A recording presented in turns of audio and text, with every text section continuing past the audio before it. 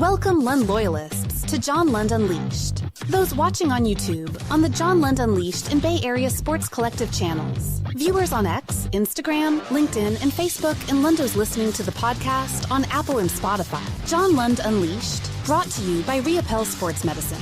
Got pain? Check out our revolutionary stem cell treatments. And guys, if low T is bringing you down, Reapel Sports Medicine can put you back in the game.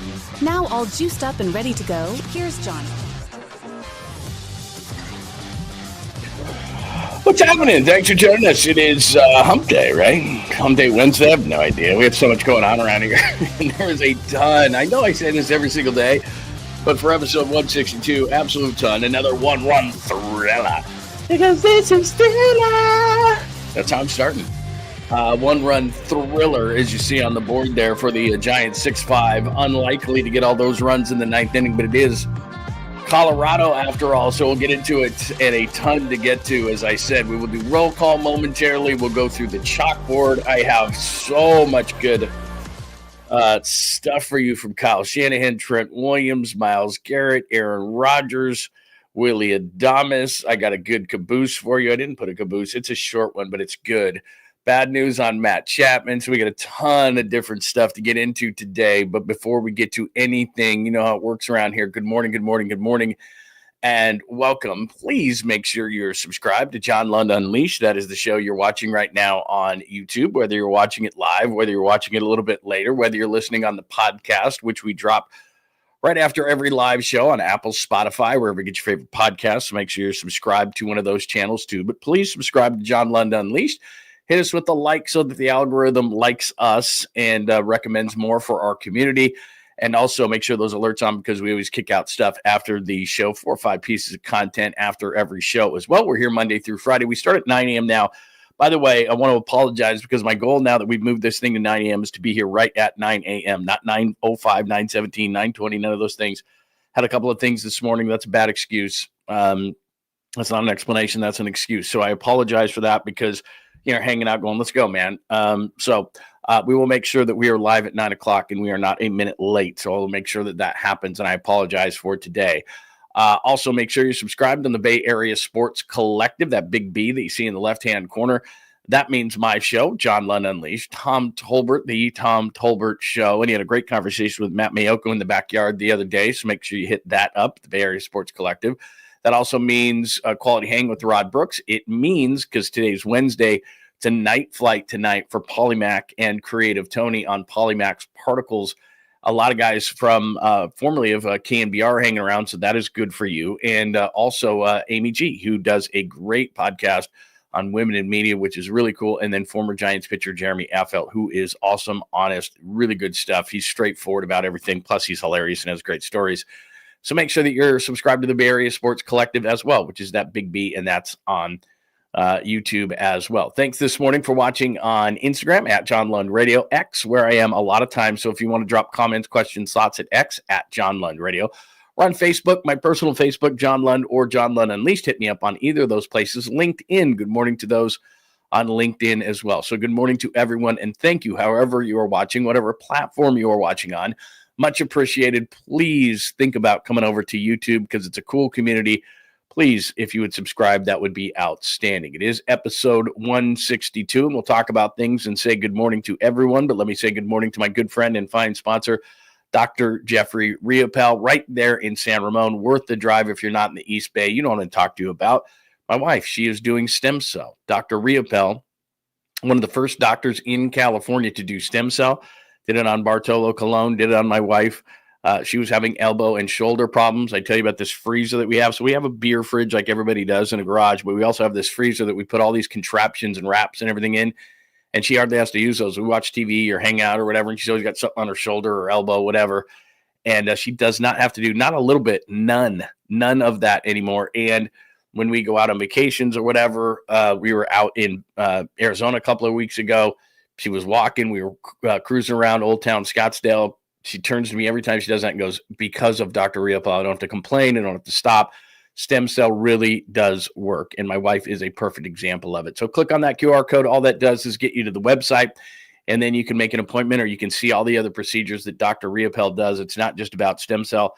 I do the low T, which I've been doing for years, but about 18 months ago, I switched over to Dr. Riopel because I don't have to do a daily shot. It's a quick blood test every 4 months. Okay, this is how low you are. They get me up to that level. I feel great. My metabolism is fast. My mood is better.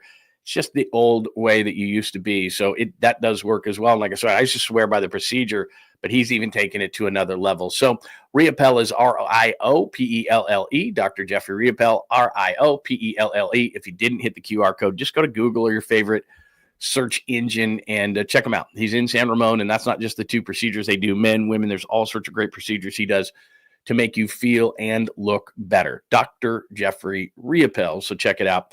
And please tell him that I sent you over, and he will treat you extra well, which he does anyway. All right, episode 162, the Giants in the 9th inning. Obviously, we didn't expect that, but in Colorado, anything can happen, so we'll go over that. Another one-run win for the Giants. Can Adames get it going? He had a home run. He did have a walk in that 9th inning as well, and you'll hear from him post-game. The bad news is Matt Chapman is down, but I'm going to tell you why that's not all bad news. I know that sounds weird. Jim Bowden is starting to talk about the trade deadline in The Athletic. He's got a trade. I wonder what you think of it. Kyle Shanahan spoke, I think, about the most important thing that goes on in these camps.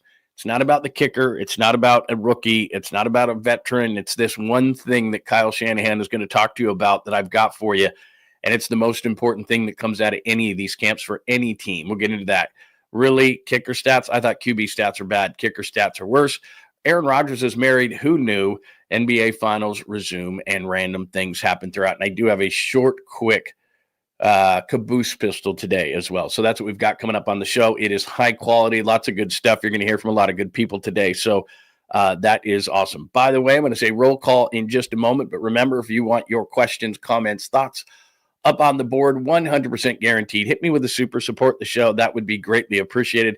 By the way, I want to give you a quick update. If you watched the show yesterday or a regular viewer or listener on the podcast of the show, George did make it.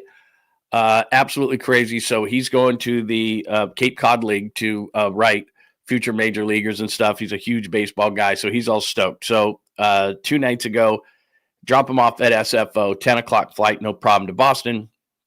Gets in there at 6:30. He's supposed to take a little puddle jumper to Cape Cod.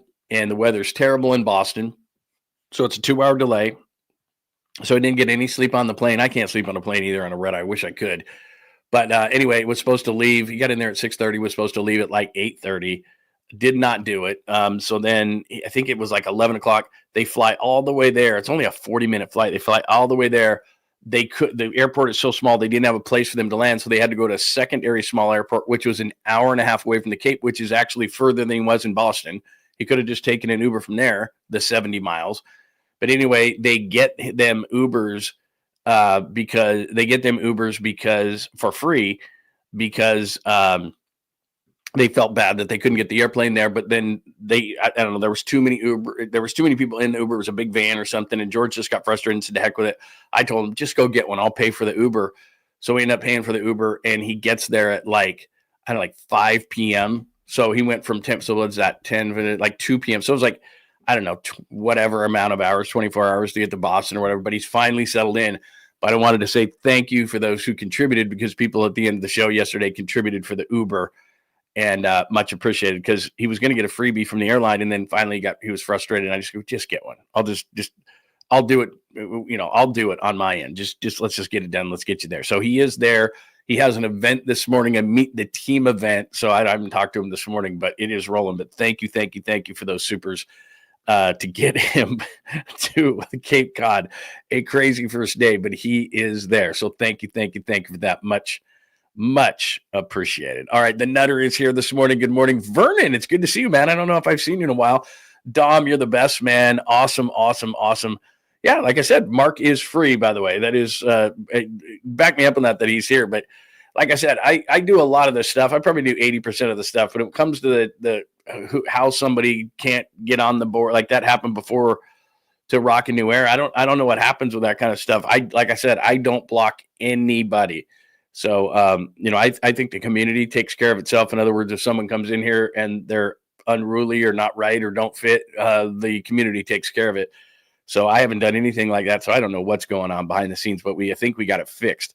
Jake is here this morning. Good morning to you. John Joseph, good morning. Hurley Bird, hello. There it is. There you go. There it is. There's Mark right there. See, we got it fixed. Somebody fixed it. It was a high priority. I don't know what was going on. Hey, Scott, good to see you, man. Yeah, the remodel, as you can see behind me, is still in progress. You know how things work around here. I'm sorry to go random because we have a lot of things to get to today.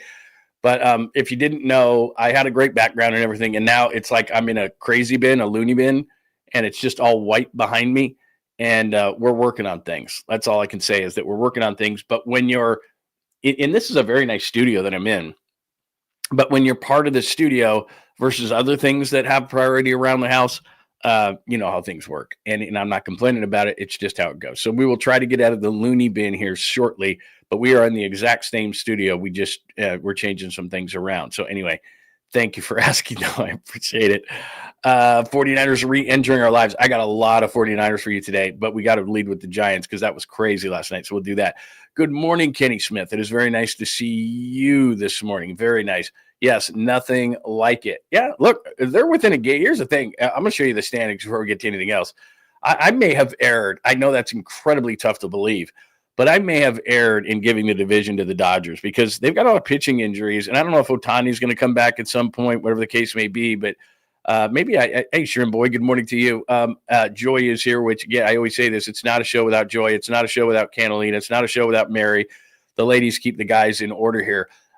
Nathan, it's good to see you this morning, my friend. So if I did not get to you this morning, I apologize. JJ Raider is here this morning. We will get to everybody. But good morning. Good morning. If you're wondering what I'm talking about, we've got a great board. Smiley Dan, it is nice to see you this morning, my friend.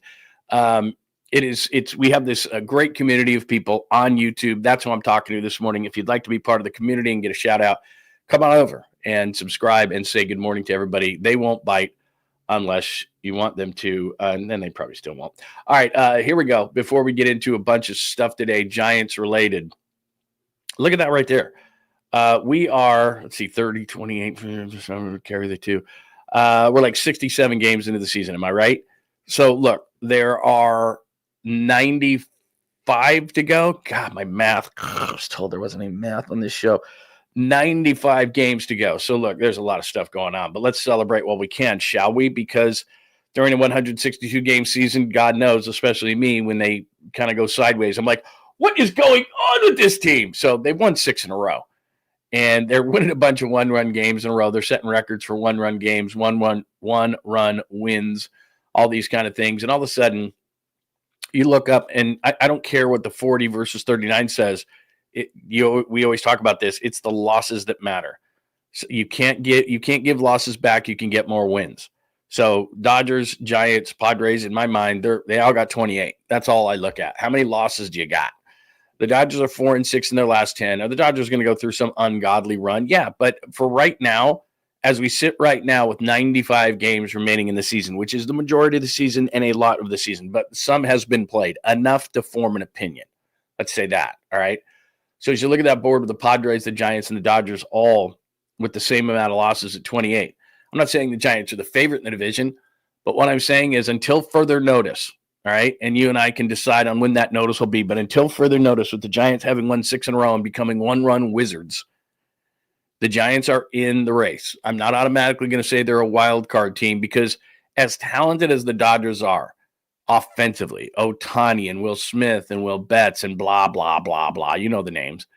From a pitching standpoint, the Blake Snell's not there. Ohtani's not pitching. Shocking that Glasnow is hurt. So they don't have the starting pitching that maybe they're going to have or maybe they won't have. And I told you this at the beginning of the season. Everybody anointed their pitching staff. I'm not talking about the hitting, and I'm not saying the Giants are going to win the division, but I'm saying as we sit here, and I do a show 6 days a week. So what I have to do is I can't project 3 months out. People will say, well, we'll just wait and see. We'll just wait and see how the division goes. Well, I can't do that because I'm on every day. So as we sit here right now, and I said this before the season, I said, okay, everybody's saying that this pitching staff is awesome along with the hitting. Blake Snell was hurt with the Giants last year. Yamamoto threw 90 pitches. Ohtani didn't pitch at all. Glasnow is always hurt. Like I went through this numerous times before the season, And look, the Dodgers will probably trade for pitching. Remember, they got Jack Flaherty last year. They didn't have great starting pitching last year, and they won the World Series.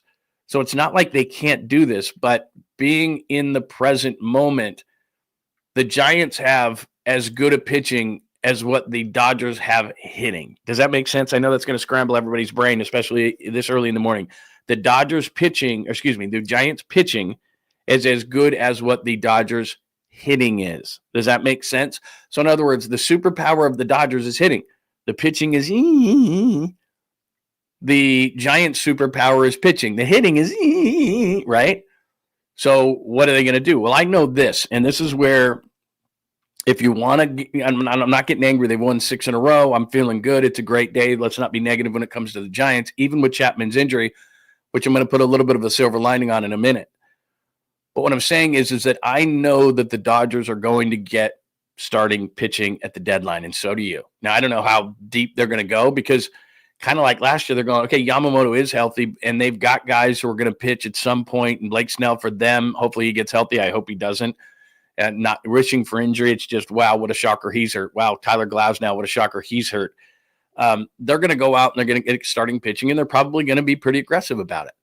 So my question back to the Giants, and I tell you this too, it's not about Buster Posey. You don't think Buster Posey is going to walk into that fancy room with the big mahogany table that I envision and say, can I get some money? Can I make a trade here? And I have a trade at the middle of the chalkboard there. Let me pull this back a little bit. I've got a trade at the middle of the chalkboard. It says a trade. It's because Jim Bowden in The Athletic came out with a couple of names that I want to talk about. But it comes down to, if this is close, the Dodgers will get an impact starting pitcher. Will the Giants in turn, and it's not how we think of it as fans, well, geez, the Dodgers made a move, we got to make a move. It's totally separate of that. Teams don't look at that. Oh, we got to stay up with the Joneses. You're not going to win that battle with the Dodgers. It's your fight. It's your struggle. It's what you have to do. So while the Dodgers hitting is their super strength and the Giants pitching is their super strength, I know the Dodgers are going to go get an impact pitcher. Will the Giants get an impact bat? Or in my case, I think they need 2. I think they need a first baseman impact guy. I think they need a right fielder impact guy that makes Mike Yastrzemski, who had the game-winning hit last night, and that's great. But he's a 4th outfielder for a good team like the Giants expect to be with the remaining 95 games in the season. I'm simply saying that if you want to not say, and this is how teams think, they're not giving the division away to the Dodgers. I have. Not right now, but I've said that. Oh, they're in the wild card chase. We've talked about it a million times. The Dodgers win the division. But I think if I'm Buster Posey today and I'm talking to those front office people and I'm starting to say, look, we're within 6 weeks of this trade deadline. Today's the 11th. So we're within 6 weeks of this thing, guys. We got to start getting serious. We're scouting for it. We're looking for it. Kyle Harrison was just okay last night. Maybe he's part of a trade package because you have excess pitching. All these different things. I think he's on the border of still being a prospect where teams would like him and going to the other side where it's like, oh, I just guess he's going to be okay. So I think it would be a time to trade Kyle Harrison as a headliner, maybe in a deal for a stick or 2. So that's what I would be looking at. And if I'm Buster Posey, I would tell those people in the front office who control the purse strings, guys, we're not just going for a wild card here. We won this division in 21, and that's a long time ago, but it proves that the Giants are that the Dodgers are not infallible. We can compete with them because we have the pitching, they don't. They have the hitting, we don't. And if we could get a couple of impact bats here at first base and right field, and I don't think that the price is going to be all that unreasonable, then we can compete. And I'd rather just compete with the Dodgers and the Padres for the division than I would maybe all these other teams for a wild card. It's going to be tough because the Phillies are getting a wild card and probably the Padres are getting a wild card. Now, injuries can happen and Matt Chapman is going to be significant, but I'm not going to, at this point with 95 games in the season, I am not giving the Dodgers a division. That's the decision that I've made today. Now, it could change. They've won 6 in a row. The Dodgers could spin off a bunch in a row. The Chapman thing could really hurt. These one-run games could flip the other way. A lot of things could happen. But we are sitting here on June 11th, 2025, and if I'm Buster Posey, I want a meeting with the higher-ups to say, guys, we're not just doing a wild card here. We can beat and compete with the Dodgers. Yeah, I said it out loud. They can beat and compete with the Los Angeles Dodgers. That's just what it is. That's what's going on here. Enough games have been played where you can say that statement and not be laughed out of the room. Now, maybe you are laughing me out of the room. I haven't looked yet. But that's what I would do if I was Buster. I'd say, look, man, we're a couple of bats, and we're not talking about, the bats being Aaron Judge and Bryce Harper. Those aren't the two bats. We need a couple of solid bats. And I got a couple of names for you, and we'll get into that. And I used these names the other day, but we'll get into that. But give me your thoughts on that, because that's what I'm doing if I'm the Giants. Again, Giants ninth inning.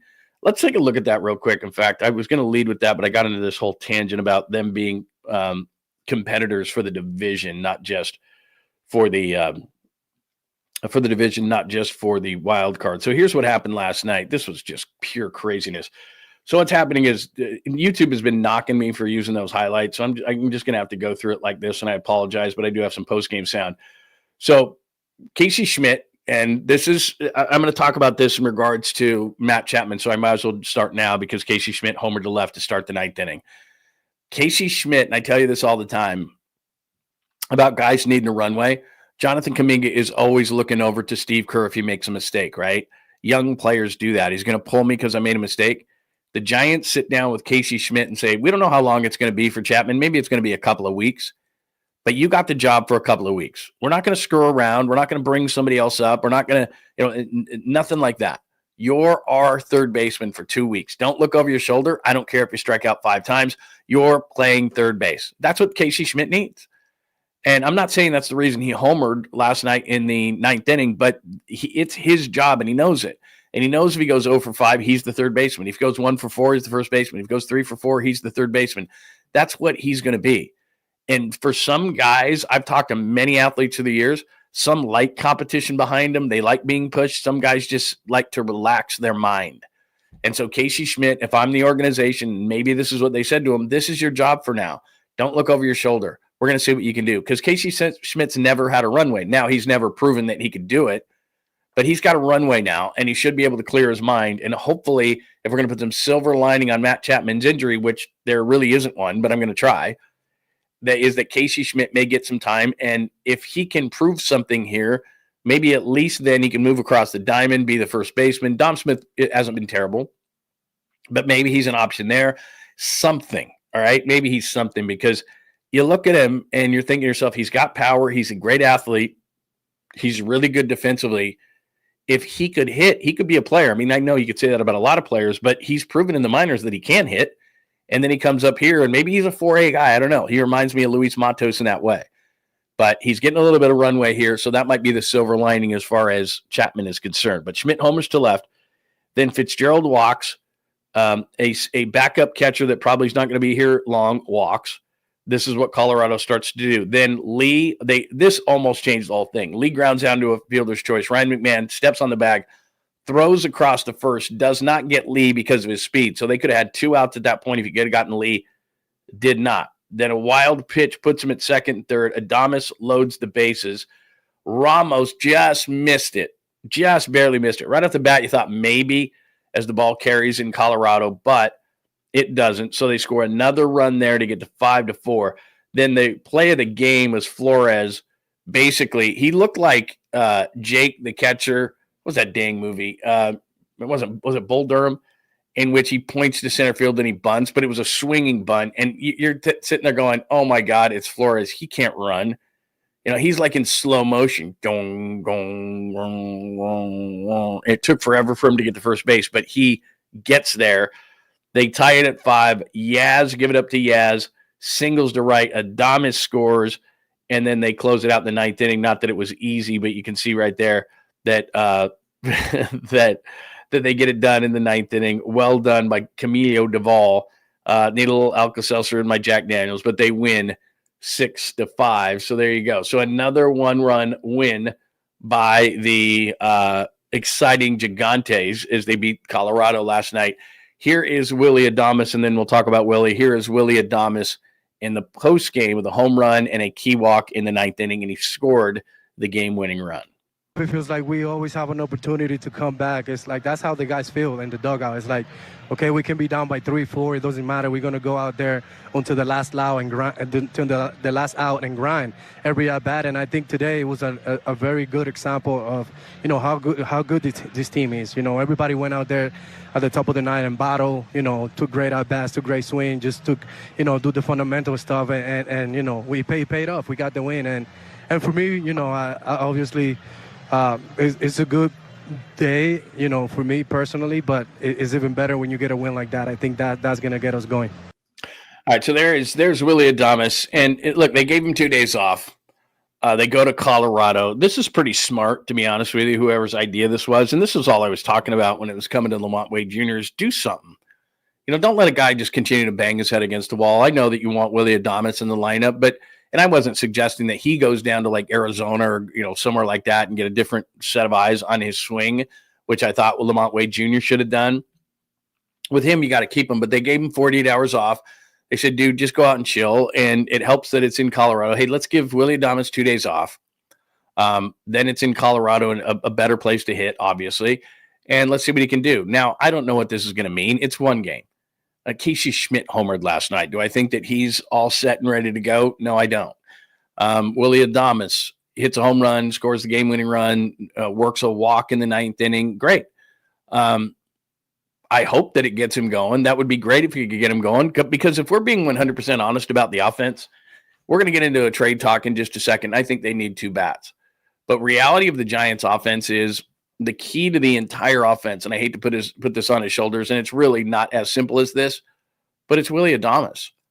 They traded for a guy who hit 32 home runs, knocked in 112 last year, a true middle-of-the-bat guy, a guy that they were like, oh, my God, finally, somebody signed with us that isn't, Aaron Rowan-esque. It's actually somebody who we pursued, we wanted, big-time bat, one of the best players at his position in the game, one of the best offensive players at the position in the game.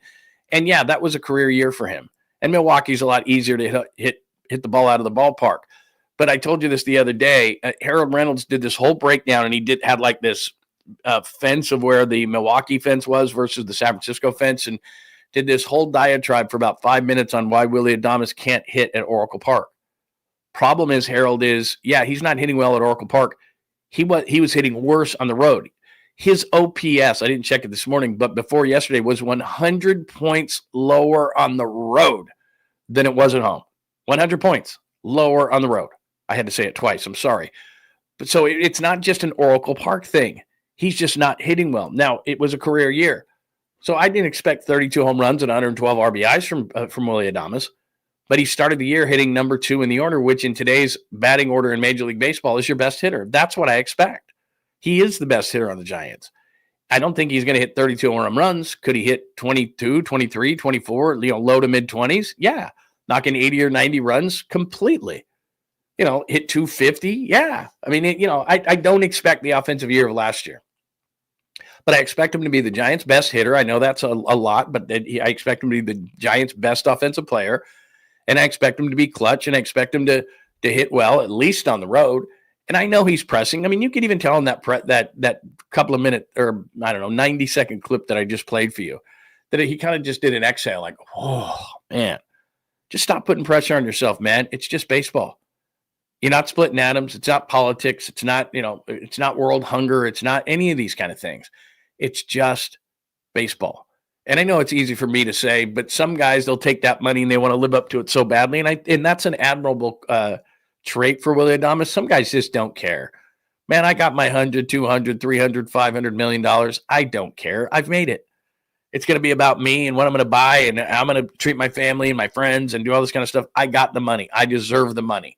I don't care what happens from there. Willy Adames is struggling as far as I'm concerned because he just cares too much. Like, I just want to live up to that money so bad. Don't worry about it, man. You've been playing baseball your whole life. Just play baseball. It really isn't life and death. Just relax. Now, you could tell him that, and I'm sure he's talked to a sports psychologist and all these different things. But the fact that he's struggling on the road worse than he is at home tells me everything. He's just trying to hit a 5-run home run every time he comes to the plate. So just, if I'm the Giants, dude, I don't care, man. Just relax. Just play. And we'll see what happens. But for the Giants to go where they want to go, And I'll get to a trade in a minute. But for the Giants to go where they want to go, he's got to be back in the 2-hole, and he's got to be the Giants' best hitter. Because potentially, who else is there? I mean, Ramos could potentially be that. Lee could potentially be that. But really, Willy Adames was signed to be the anchor of the lineup, and that's what he needs to be. So whether he hits 32 home runs or 20, whether he knocks in 112 like he did last year or 80, he just needs to be that guy. And I've told you this time and time and time again. I don't care really how many he gets. I care when he gets them. Like last night, to be honest, I was hoping he hit one out, another one out, because maybe that changes the mentality. I mean, it was nice that he hit one earlier, but to hit one in the slot that he would have, and he ended up scoring the game-winning run, and everything's fine, and they win 6-5. But I was like, okay, a walk's fine, but man, a knock right here would just be massive for his confidence. And I think he's just pressing so hard, and you could just tell it in that post-game presser. So another one-run win. Can Adames get going? Chapman down. We went over that. You just tell Casey Schmidt, it's your job, bro. Like, it's your job, and it's not your job for now. It's your job for a couple of weeks, and just don't look over your shoulder and just play ball, and let's see what you can do. Now, the trade thing is interesting. Let me share my screen with you, my friends. Exactly. Let's see. Did I do this? No, I didn't. Okay, there was one name that Jim Bowden did a thing in The Athletic, and he talked about a couple of different names. Now, we've brought these names up, but I'm getting a little nervous. The name he brought up for the Giants to make a trade for is Ryan O'Hearn. Now, there's a couple of things. One thing is good and one thing is bad, all right? So you look at Ryan O'Hearn for this season, 311 batting average, 9 home runs, 24 RBIs, and an OPS of 887, all right? He's a first baseman, left-handed first baseman, 6'2", 220, age 31, nice player, right? Having a great year. All right, let's dig into this thing a little bit deeper. Here's what makes me a little bit nervous. Okay, this is this year. Awesome, right? 193 at bats, 924, and again, 887 OPS. Okay, last year in Baltimore, OPS 761. That's just above league average. 15 homers, 49. It's okay. Not great. 2023, same thing. 14 home runs, 60 RBIs. Nice OPS, 801. He's a solid player that's probably playing above his head right now. All right. So there's two things to look at. I'm not going to exactly call him a journeyman. He was in Kansas City for 4 years in Kansas City. And you can see his totals in Kansas City right there. 219 batting average with a 683 OPS. Those were his 5 years in Kansas City. Not great. He's been better in Baltimore. Again, 801, 761. Now he's exploded for an 887 OPS. So he's solid, but he's 31 years old. So whether you want to call him a journeyman or something, he's just kind of a solid guy for Baltimore. Wasn't very good in Kansas City. So there's two ways to look at that. Number one, it makes me nervous because he's having a breakout year this year. Is he going to come over to the Giants and be the guy he was last year? Was just okay, at first base. And maybe they just need okay at first base because Lamont was so bad. We'll see what Dominic Smith can do. I almost feel like Dominic Smith can do what Ryan O'Hearn did last year. Maybe he can't. Maybe that's too much to ask. 761 OPS, 15 home runs. Maybe that's too much. But that was okay. But he's 31 years old. So the one side of me says, and this would appeal to the Giants, A, he's not making a lot of money. That appeals to the Giants because they think they're small market, but they're not. And number two, you don't probably have to give up a whole lot for Ryan O'Hearn. Baltimore is having an atrocious year. They thought they were going to be much, much better. They should be much, much better. And so they're probably looking for, I don't know, like you don't have to, my point is you don't have to trade Kyle Harrison for Ryan O'Hearn. Now, would you have to trade one of your mid-level pitching prospects and maybe a flyer from a bat in like A-ball? Probably. I mean, it would probably be like an A-ball guy that has some upside and like one of your mid-level pitchers that's getting close to being ready. That's probably what Ryan O'Hearn costs you, all right? But there's no guarantee that he's going to be the guy that he's been in Baltimore. He's having a career year, and we all know how career years work. It makes you nervous. So it doesn't mean that he's going to come over here and hit like that. It's a new league.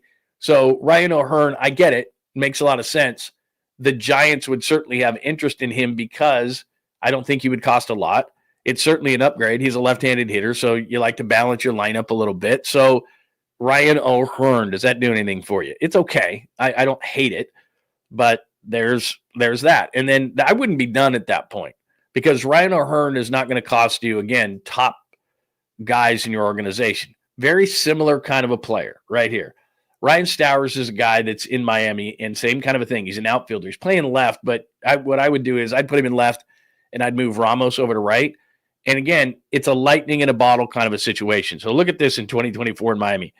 Guy hits 186 with a 556 OPS. In Baltimore, you look at he went from Baltimore to Miami. So that whole year in 2024, a year ago, 3 home runs, 24 RBIs, 208 batting average with a 601 OPS. That was 2024, last year. So journeyman type of a guy, Baltimore, Miami, 27 years old, but he's having an amazing year this year. 215 at bats, as you can see, 10 home runs, 33 RBIs, hitting 274 with an 811 OPS. Not going to give up a whole lot for him. Not a great defensive guy. Looked up some defensive metrics.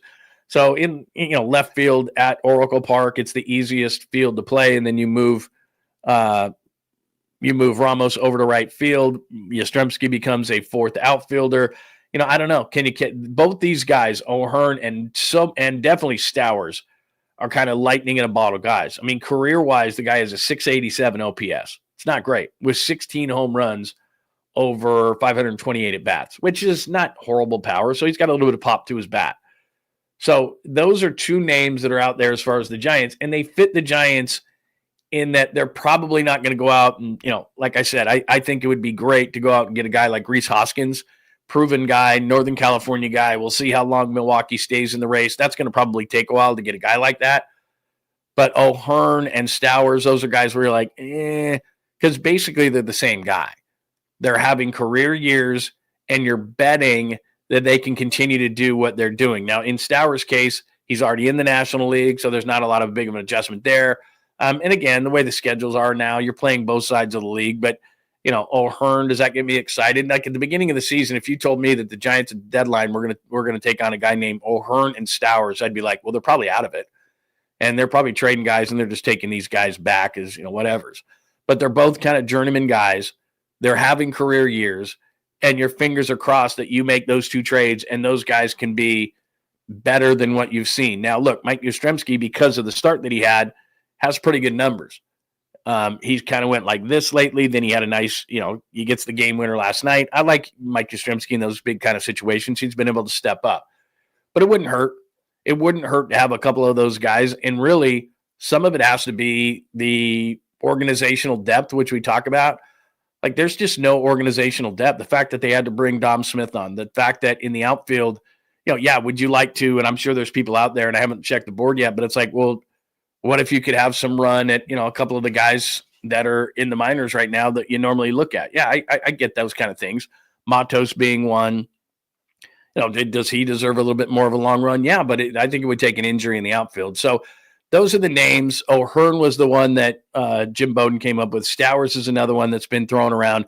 But it's two guys having career years, and you got your fingers crossed on that. Could they be like, we're going back all the way to 2010, and, like when Cody Ross was taken off the trash heap, did anyone think he was really anything? Not really. These are the same kind of players where it's like if you catch lightning in a bottle for a couple of months, maybe it makes a difference in your lineup. If not, these guys are not really proven players, especially Stowers isn't. I mean, O'Hearn, I think, is going to give you a little bit more than what you've had at the position.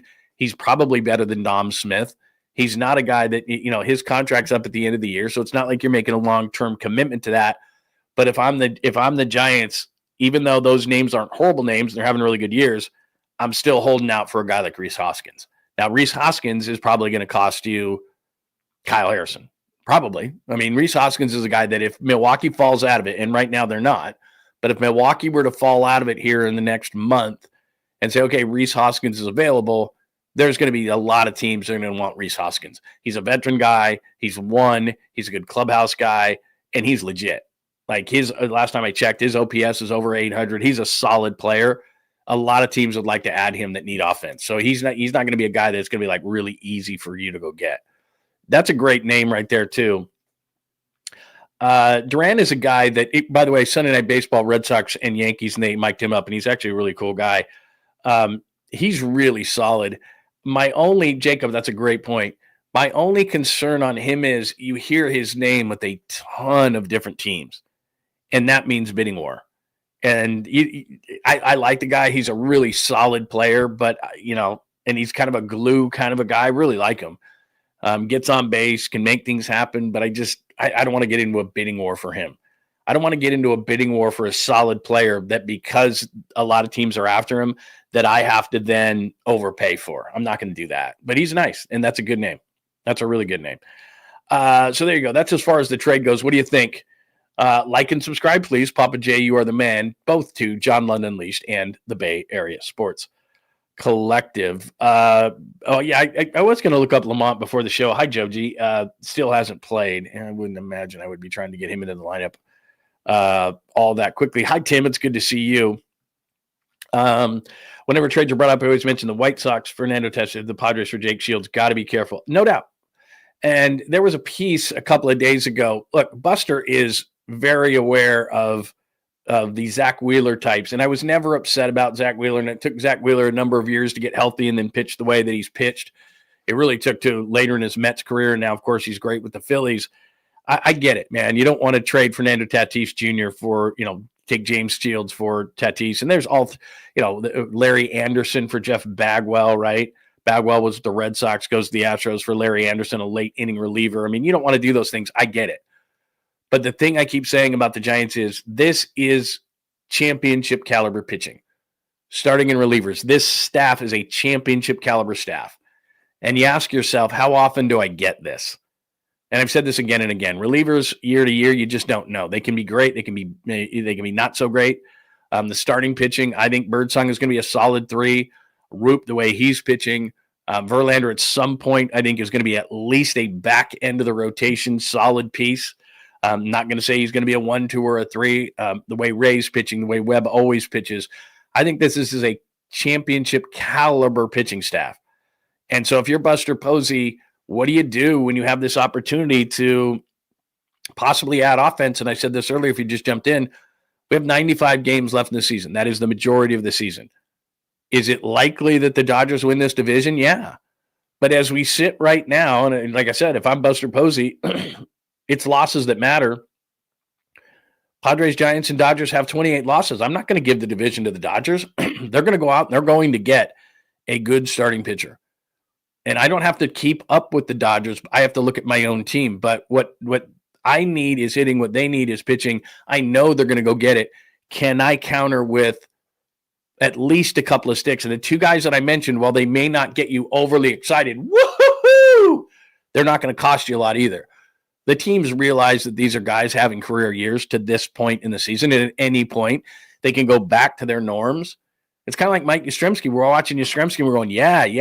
Now, if they were in the dumps, a team would look at Yastrzemski and go, God, the kind of year he's having. But we know he's a roller coaster ride and he's going to go down. He just finished like a 3 for 44 streak or something like that. And he got the game winner last night. That's awesome. But it doesn't mean that I don't think he's a 4th outfielder, because I do. A really good one. Maybe the best 4th outfielder in baseball, but he's a 4th outfielder to me. So anyway, that's the Giants side of things for episode 162. Giants win in the 9th. Another 1-run win. Can Adames get things going? I think it is absolutely huge with him that maybe this leads to confidence. And then that clip I played for you, you can just tell he's exasperated. Chapman is down. The silver lining is a little bit of a runway for Casey Schmidt. Can he take advantage? A trade, I just gave you a couple of names. If there's another name that you like, let me know. I'd love it.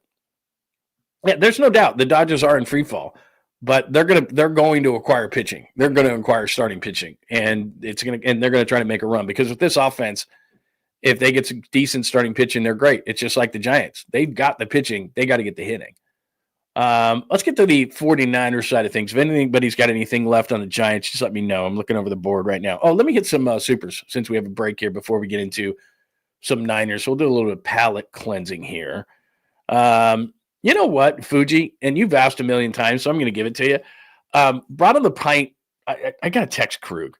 In fact, you know what? Let me just do this now, because you know what? It's the Dodgers. So let me just text him right now and make sure. Because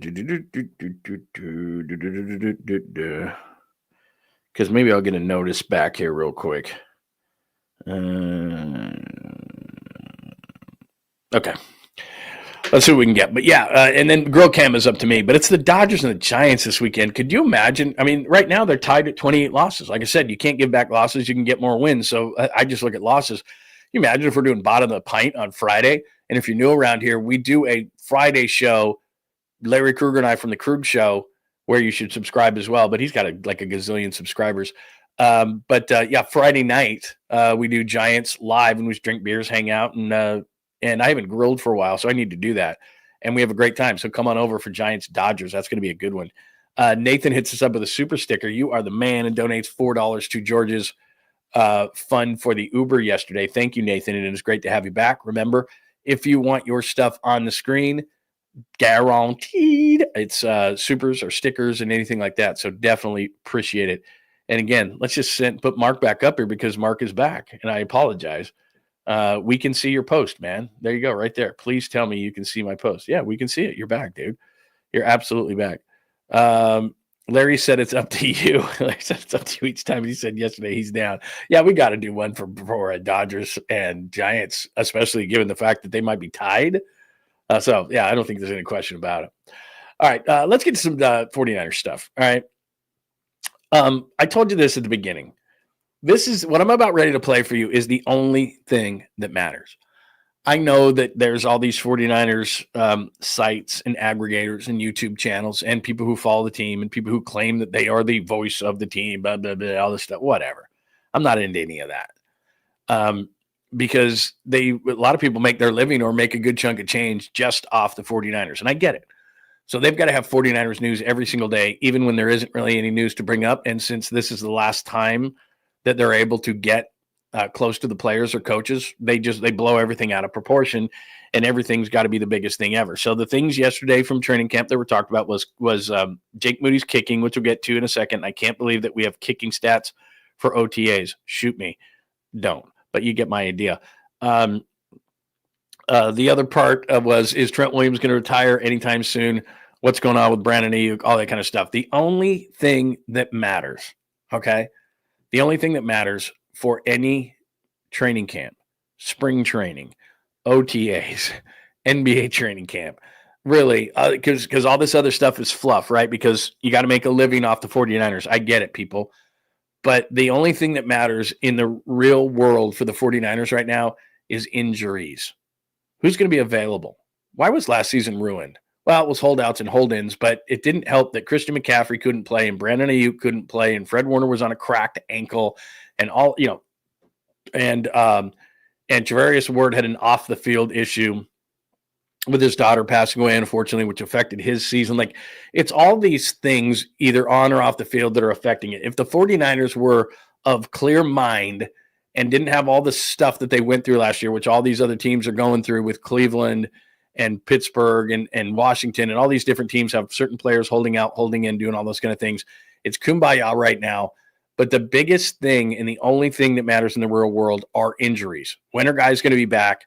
When are guys going to play? Who's hurt? Who's available? Who's going to be ready for training camp? Who's going to be ready for the season? So Matt Barrows did a nice job yesterday in kind of going over, like, okay, these are the injuries. Is that accurate? And here's Kyle talking about the injuries. And then I let him expand a little bit out onto Trent Williams and Christian McCaffrey and how they're looking in these OTAs. And again, these are mandatory OTAs. This is the last time we will see the 49ers in total before training camp. And this is what matters. Is it Mustafa, Ayuk, Rourke, and Curtis Robinson as the ones who are unlikely to begin? Anyone else on that list? Sounds close. I definitely didn't ask about the first day of training camp today. So I'm not sure, but that's a pretty good guess. Those all sound accurate. That was a long way of me asking if any of the absentees for these camps might spill into late July. Some could. Those like the ones you mentioned. I don't know all the others, but we'll do that evaluation first day we get back from training camp. I think most of these guys are good. Just to help you guys with that, let me see my injuries. All right. Jair Brown had ankle cleanup surgery. We're expecting back by training camp. Ricky Purcell had a hamstring, nothing serious. He's really pretty good now. We're just being safe, so he'll be good by training camp. Alfred Collins, his calf, that happened before the draft. Pretty good now, being smart with him. He should be good by training camp. Andre Dillard had his ankle scoped. He'll be good by training camp.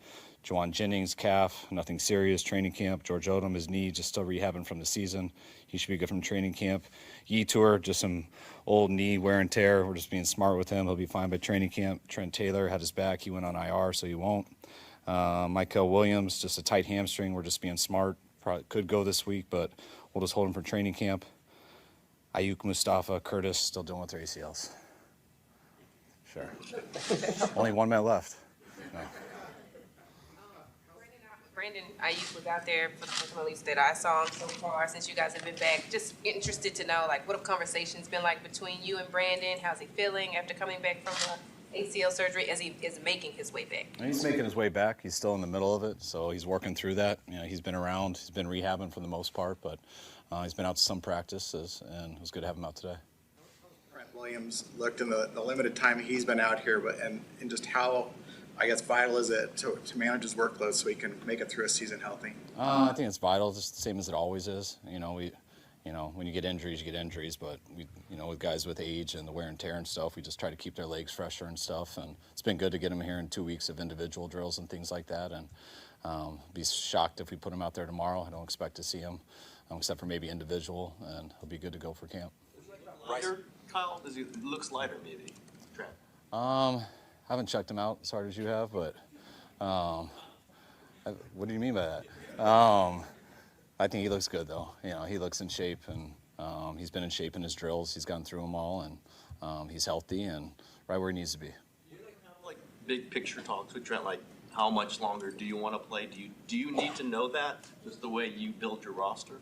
No, I don't think I need to know that, or we need to know that right now. It's stuff I talk to Trent about, not all the time, but every once in a while. But you take everything year by year. All right, so there's Kyle Shanahan. And the reason I played the Trent Williams thing is I'm going to play a cut from Trent Williams in a minute. The big man went up to the podium, and I got to tell you, amongst all the 49ers, and we talked to a lot of them, and George Kittle is awesome, and I've been to training camp for years with KMBR, and we sit there and we talk to all the players, and they're good enough. The guys with the PR staff of the 49ers are great, and they bring in all these guys, and we have a lot of fun with them. Trent Williams is the best. I mean, he's just the best. He's a great guy. Even if you ask him a dumb question or something, he has fun. He has a great personality. It almost feels like he can play forever. He looks like a young guy. He moves. It's unbelievable. So we'll play that for you in a second. But the majority of the reason I played that lengthy cut from you is that's all that matters. When's Brandon Ayuk coming back? Is everybody healthy? How's Christian McCaffrey look? How's Trent Williams look? What about the offseason surgeries? Mustafa, how's he coming along? Jair Brown, because those are two safeties, and they're young guys that I have questions about anyway, let alone you throw injuries on top of it. So that's all that matters really in these OTAs. How's everybody coming from off-season surgery? So then after that, because it's not sexy enough, then everybody starts into the questions of, Brock Purdy's an obvious one. I got, maybe he threw an interception yesterday. I don't care. I think camp stats are stupid, and we're going to get into the kicking stats in just a second. But the injuries are the only thing that matters, because what matters is which team is healthiest, really. And, you've got to have the most talent. But, I mean, if you just look at the 49ers' talent, we've discussed this many times. If you just said who were the top 10 players on your team, the 49ers could make a case when healthy that they've probably got the top 10 in terms of just, okay, your top 10 against my top 10 against your top. Like if you looked at the Lions and the Eagles and the Rams and the Packers and the teams that are supposed to contend in the NFC, the 49ers have them. And for some reason on a national level, they've forgotten. But as I told you and showed you the other day, Vegas, where the rubber hits the road, money, they've got the 49ers fifth in the NFC in terms of potentially winning the conference. They've got an easy schedule. Lots of things can go right, but you can just see by the attendance how serious these veteran guys are. Trent Williams isn't playing because of money. He can quit at any time. He wants to win. Christian McCaffrey wants to win. Fred Warner, George Kittle, these guys at the point of their career where they're saying, really, the only reason, I mean, they've got to get paid, don't get me wrong, but they want to win. And so all these guys are in here. All these guys are trying to get healthy. All these guys are serious and just, they're treating this differently, because just like anything, and this relates to all of us, not just sports, there's certain procedures and steps to go so that you can be successful. And the 49ers in this offseason are taking all of the steps. All the guys are there. There's no holdouts. There's no hold-ins. There's no contract squabbles. Give the 49ers credit in that they looked at last season, and how couldn't you, really? Because if I can figure it out, they can figure it out. They're a hell of a lot smarter than me. You can't have this again. You can't have Ayuk holding out and Williams, or Ayuk holding in, Williams holding out, any of those kind of things. You just can't have any of that. So they're going through the procedures of a team that's going to have a successful season. The only thing that can derail that, now look, there's a lot of questions on defense, don't get me wrong, but the number one thing that can derail that is injuries. So they're not as sexy to talk about. That's the number one thing that we learned yesterday, that things look good as far as injuries are concerned. Now, this is not on Nick Wagner, who I think is one of we have so many good beat writers and people who cover the 49ers that do a great job. But this is just throwing the meat to the hungry wolves, which is Jake Moody's situation. So he had some observations from camp, and he says he showed off his new kicking stance and was largely on target, hitting from 33 twice, 40, 47, 52, 55, blah, blah, blah, blah, blah. One official signaled that was good, blah, blah, blah. Anyway, we're doing camp stats when it comes to a kicker. And look, he said it exactly right. My attempt is translation, need to see it when it counts. Jake Moody's issue is not physical. I saw Jake Moody in person hit a 52 and a 55 in the Super Bowl. I've seen Jake Moody in practice. We're talking about practice. I've seen him a million times hit long practice. So what? No one's rushing you. The game isn't on the line. You're not down 2 with 3 seconds left. You're not down 3 with 5 seconds left. You're not in overtime. I don't care. You can put any kind of situation, the defense runs, the offense runs, free desserts. Whatever. I don't care what you do in training camp or in OTAs to put some kind of pressure on Jake Moody. It's not a game. So all offseason, okay, so he worked about his stance. He really didn't even need to do that. It really wasn't a physical issue, but okay, he got a new kicking coach in. That's not a dumb thing. That's a smart thing. Changes his stance a little bit, whatever.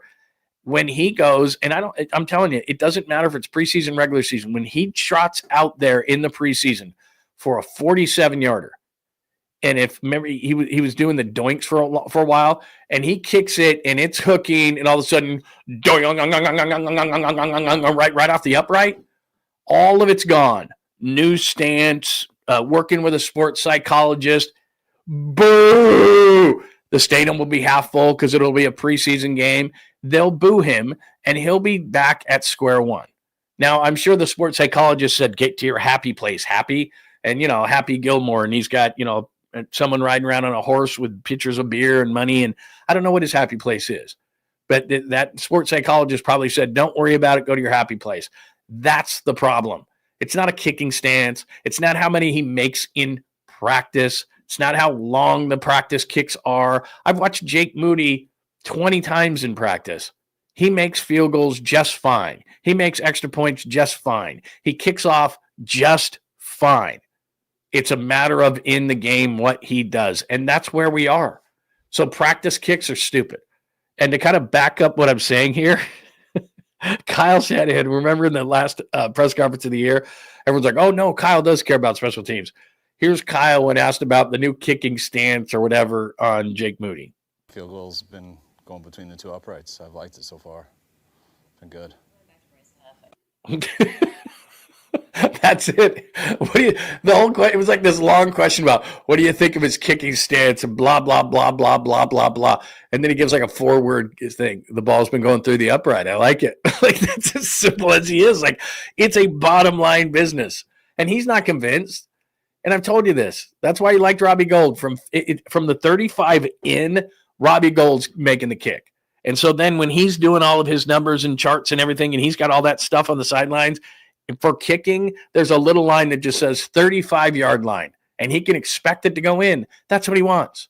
That's what we all want in life, right? We want predictability. We don't want probability. We want predictability. I want to be able to know that you're going to make that kick. And in today's NFL, really anything inside 55, you should be making. 50-yarders aren't that big of a deal anymore. 50-yarders kicking from 52. Unless somebody screws something up, you should make from 52 or 53 or 55. I don't expect you to make everyone from 57 or 58, but Jake Moody was missing 42s and 38s and 39s. And it's like, dude, no, we can't have that. And whether it's the excuse of the ankle or the injury or whatever the case may be, it's mental. It's mental. It's not a physical issue. So change all the, ways that you're kicking the ball all you want. And everybody do the camp stats because they're going to do them in training camp too. And I'm going to want to vomit. And then they're going to add Brock Purdy camp stats. Woohoo! And those are dumb too, but people click on them. So they're going to keep doing it. But I've never seen OTA kicking stats, but apparently that's where we are. And not even Kyle cares. The field goal's been going between the 2 uprights. I've liked it so far. That's all he's got to say. He's like, what the hell am I going to say about kicking? I don't care. I'm watching the offense. Robert Saleh is watching the defense, and nobody's really watching the kicker. They just tell me the ball's going through the uprights. Kyle's got the right opinion on that. The right, absolute right approach on that. I'm not over there watching Jake Moody kick OTA field goals. Are you insane? God. He doesn't want to worry about it. That's what he wants to say to you is, I want someone like Robbie Gould, who I know, maybe he's not going to hit a 57, but he's going to hit a 53 and in. I know that. I want to be able to know that about Jake Moody. And if he's going to keep doing this other stuff, no. Here's Trent Williams, one more from 49ers camp yesterday. Here's Trent Williams when asked about retirement. That in this offseason. Thinking about how long I wanted to play. I didn't give it a lot of thought, honestly. I just feel like, I do myself and my teammates a disservice if I'm looking towards the end and, I'm paid. People count on me to be here now and to, we got goals and aspirations as a team. I just don't think putting brain power towards that helps us get to where we want to go. So, when it happens, it happens. I feel like I know. I think one day coming in, I should know when it's getting that time, and then I do the responsible thing and let them know early enough. So, by the way, before I show my lovely face again, how does Trent get the hat like that? And it just looks cool on him. Like, I don't know how that is, but it looks really cool on Trent Williams, and it would look really stupid on me. And then the other thing is, that's the first time I think I've ever seen Trent Williams wear a sweatshirt to the podium that did not have the sleeves cut off. I would never, I would cut off every pair. I would have someone cut off every pair or sweatshirt. It was probably cold. It was cold yesterday, actually. So maybe that was the reason why. But Trent Williams doesn't seem to be having any fall off as long as the ankle's okay. And to be honest, as much as we talk about Brandon Ayuk and Ricky Pearsall and Christian McCaffrey and Brock Purdy, incessantly Brock Purdy and again and again and again, that's the most important guy in the offense that you just saw. I mean, if they don't have Trent Williams, I'm not a Jalen Moore guy, but he's gone. I mean, who's going to play for Trent Williams next year? They're going to move Colt McKivitz over to left tackle and some Yahoo over to right tackle. Like, you don't have Trent Williams. You got a question at left guard. I don't like the center much. Right guard's really good. McKivitz is better than you think.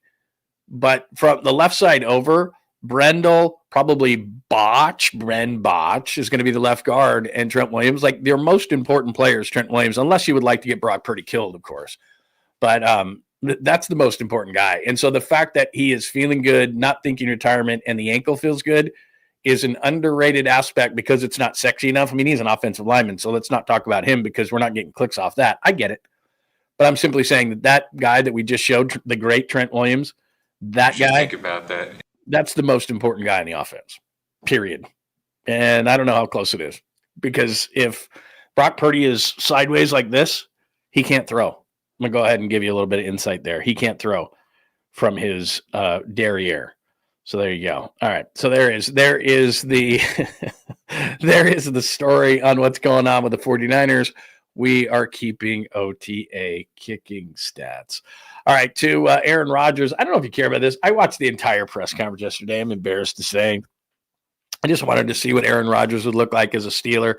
And they asked him all these hard-hitting questions and all this kind of stuff. And why'd you come back? And do you really want to be a Steeler? And he was saying nice things. And Mike Tomlin, and I can't wait to work with DK. And this is one of the best organizations, a marquee organization like the Packers, who he played for 18 years. Didn't mention the Jets. Anyway, here's Aaron Rodgers. The biggest thing that came out of yesterday's press conference with him is this. The wedding ring. Congratulations. Thank you. How long ago? It's been a couple months. So he says in the beginning, I don't know how somebody found out that he got married. I guess she saw a wedding ring. Young lady asked the question, saw a wedding ring. And so a lot of the press conference, he was like, I just had some personal things to get in order because why didn't you show up earlier? I want to get some personal things in order, this and that and everything. And then he has a wedding ring on, and then the woman notices the wedding ring, and then they ask him about getting married. And I guess the funny part is, and again, I'm going to delve into some, TMZ and stuff, but like Danica Patrick and a number of women that have dated him have said that like they left mental scars. There was an actress, I can't remember her name off the top of my head, I think it was the last woman that dated him, who said that like he was mentally abusive and all this kind of stuff. So I didn't know that he was in some relationship, whatever. And now the guy got married. So hopefully that, that'll mean something. But like I lived in Pittsburgh. My son was born there. Then we left town very quickly. I'm not saying I'm an expert on Pittsburgh, but I know Pittsburgh a little bit. And that's just his act. It's going to be interesting. It's going to be one of the things that even though he's not in New York anymore, that ESPN absolutely obsesses over the entire season of how it's going to work. It's a blue collar town. It's a 6-pack and watch our Steelers kind of a town. They they don't like when you pass the buck, which Aaron Rodgers will do. They don't like a whole lot of drama. They just love their blue collar Steelers. Run the ball, 3 yards in a cloud of dust. They, the sexiness of the quarterback. Like Russell Wilson last year, I don't know if you know this, like had his wife and kids. They were like on the field in Latrobe during training camp. Latrobe, Pennsylvania, where they have training camp, and they were like sitting on the field. Like that's not what they are, It's not like the Jets. It's not, they're not this sexy type of a franchise. Like I said, they're very much like Pittsburgh, lunch pail kind of a town. And I don't know if he can fit into that lunch pail kind of a town. He said a lot of these quarterbacks who are from Pittsburgh, they're from Western PA, like Joe Montana and Joe Namath and Jim Kelly and all those great quarterbacks. And they're blue collar kind of guys. And I don't know if Aaron Rodgers will fit. We'll see. Because really what sports fans care about at the end of the day is winning. And so if the Steelers win, they'll give him a break. If they don't, he's not going to like it there. And then he's going to lash out and it could get really, really, really ugly. So we'll see. So that's the latest on Aaron Rodgers. Let me, before I get to the NBA Finals, and I do have a caboose, even though I don't have it up there. I want to play. Let me play this. This is pretty funny. So Myles Garrett can say whatever he wants, right? I mean, big dude. So he's asked about Aaron Rodgers being in the division. This was at Browns OTAs. Here's Myles Garrett on Aaron Rodgers being a Steeler. Good opportunity to put him in the graveyard. An opportunity to put him in the graveyard. And then he just kind of has a smile like, no, I'm not kidding. Do you think I'm kidding? Because I'm not kidding. Anyway, there you go. That is Myles Garrett. And he's not kidding if you thought he was kidding, because he's not. Yeah, I don't know who he married, man. It doesn't say who he married. I don't know. I guess we'll have to do some stuff on that. But I just remember like some women. It wasn't Danica Patrick. She was an actress. And I think that was, and they were hanging out with, they were out in Oregon somewhere, and she was with him and some famous actor. I can't think of it off the top of my head. But anyway, and she was like, he was very mentally abusive. Like, this is not this guy, man. He's wacko. So anyway, there you go. Yep, that's what a lot of friends of mine think as well. That work in Pittsburgh in the media, who are just like, this ain't going to be good. He just isn't really a fit for Pittsburgh. But again, if we're all like this as fans, if you win, we'll look the other way on a lot of stuff. That's a great call right there, actually. Yeah, he might have done that, Joe Schmo. He might have. Aaron, do you take Aaron? Yes, I do. Aaron, yes, I do. No, it's yeah, you're right. Where's the one? Yeah, that's her name. Yeah, Shailene something or other. That's what it is. I think that's the last one that he dated. But anyway, yeah, it's Olivia Munn. He did date. I think she said that he was mentally abusive as well, but it was, yeah, Shailene, whatever her last name is. So anyway, 50 Shades girl is Dakota Johnson, isn't that right? Did he didn't marry Dakota Johnson, did he? No, can't be that. Anyway, there you go. All right, NBA Finals resume tonight. I hardly remember ye. I made the prediction. They got to tighten this thing up, man. Go, go, go, go, go. I made the prediction that I don't think Oklahoma City is going to lose another game in this series. They could become a dynasty. We talked yesterday. It looks like Kevin Durant may be going to the Spurs. Top of the West could be Oklahoma City and the Spurs for quite a while if the Spurs make the right kind of trade. If they keep Castle, they keep the majority of their guys around De'Aaron Fox. Plus, they're not trading Victor anywhere, so Victor there and Durant.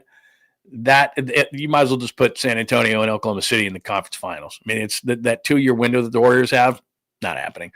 So anyway, we'll see if Oklahoma City will live up to what I've said.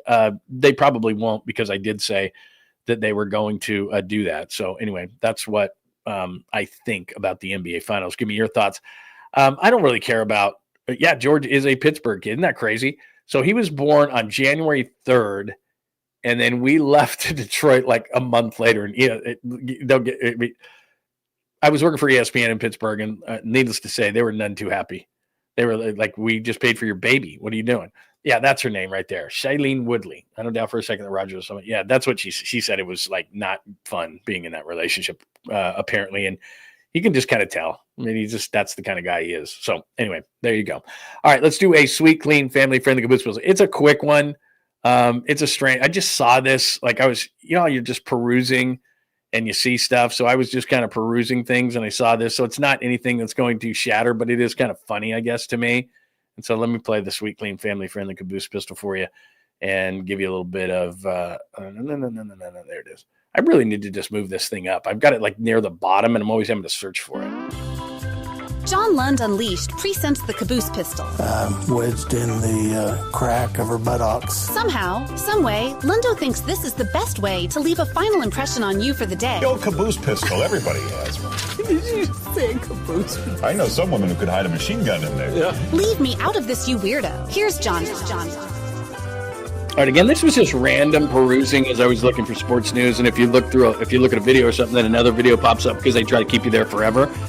And sometimes it works and you're going, I've been looking at videos for like 8 minutes. What am I doing? I'm busy. I don't have time to do this. So then I just see this and it looks like this bear is just coming out of hibernation. So, and it looks like it's kind of hungover too. So could you imagine, like, how sometimes you sleep too much? Like maybe like George right now today, because he had like a, 18-hour, 20-hour excursion across the country, finally gets to Cape Cod. I hope he's up because it's like 1:30 on the East Coast, and I think he has like a team get-together thing to meet the team kind of a thing today. But anyway, I digress. And so, like you're really tired. So could you imagine, like, you've got one of those things where maybe you sleep 10 hours, you're like, oh my God, you're even more tired than you thought you'd be. But imagine a bear hibernation. So this looks like, I was perusing, like I said yesterday, and this video popped up. It looks like this bear's just coming out of hibernation, or it's very hungover.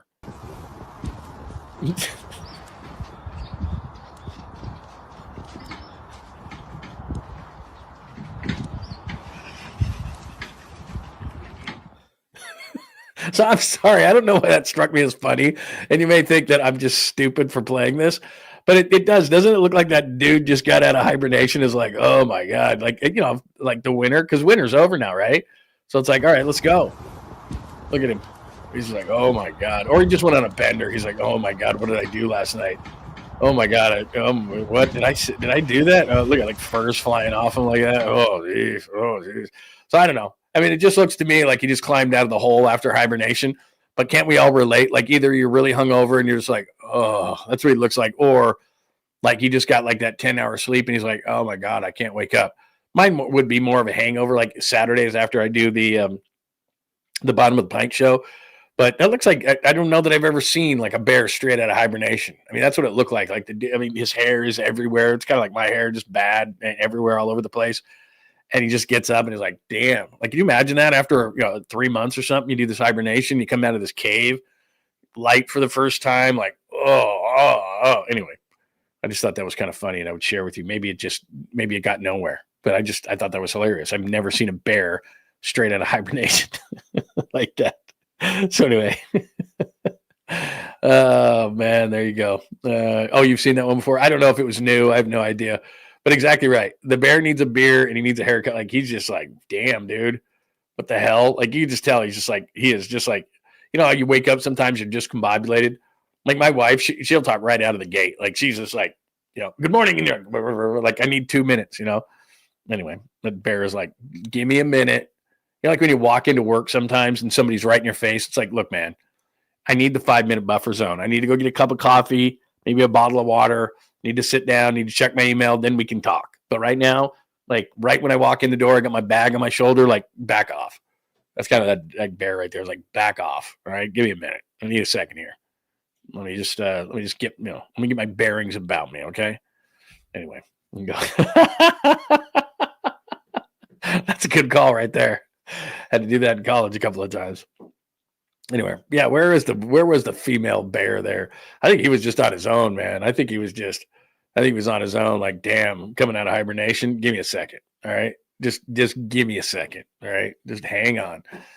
All right, there you go. All right, that should do it for episode 162. Any questions, comments, thoughts? I think we got to all the supers today. Thanks to Fuji for a super.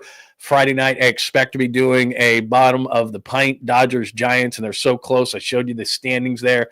We got to do a bottom of the pint. Look at that thing, man. 3 teams at 28. Absolutely. And thanks to Nathan for the super sticker contributing to the show, which actually contributes to the Uber that George had to take from wherever he was to the Cape yesterday so he could actually do his summer internship. So thank you very much for all of that. I hope everybody has a super Wednesday. Remember, I always tell you this before we leave. We start the show with this, but make sure you hit up my good friend, Dr. Jeffrey Riopel, right there. My wife doing the stem cell. I'm doing the low T, but they do all sorts of other procedures, men, women, make you look better, feel better, all sorts of stuff. So click on that procedure, click on that QR code, or all you simply have to do is go to Riopel. So Dr. Jeffrey Riopel, look it up on your favorite search engine, Riopelle, Dr. Jeffrey Riopel, fine sponsor of the program. Everybody have a great Wednesday. Let me double check one more time. We did not leave anything on the table. Very cool. Wednesday edition of the show. Remember, Polly Mac and Creative Tony, they do the night show tonight, the night flight. Make sure that you hit us up, not only on John Lund Unleashed, please, before you get out of here, hit us with a like. Make sure you subscribe. Yeah, we've been getting a lot of subscribers lately. We've been we're hitting a few things, which is nice. Like I said, we got a team behind the scenes hitting things, so they're doing the things that I don't know how to do, but I just know how to yip yap. So they're doing a great job. So make sure that you hit like, subscribe. Make sure that you put those alerts on as well. Plus, make sure you do the same thing with the Bay Area Sports Collective. Thanks for watching on YouTube today. Thanks for watching on X at John Lund Radio. Thanks for watching on Instagram, on Facebook, on LinkedIn, every way that you did. Thank you so much for doing so. Have a great Wednesday edition. And if news breaks, we'll see you later today. If not, we'll see you tomorrow for the Thursday edition at 9. Thanks for hanging out with John Lund Unleashed. We'll try to be better next time, though I wouldn't hold my breath. Please like and subscribe on the John Lund Unleashed Pod YouTube channel. Watch live shows weekdays at 8 a.m. on YouTube, Instagram, and X. And make sure to have your alerts on for shows throughout the day or night. All things Lund can be found at johnlundunleashed.com. johnlundunleashed.com. Goodbye!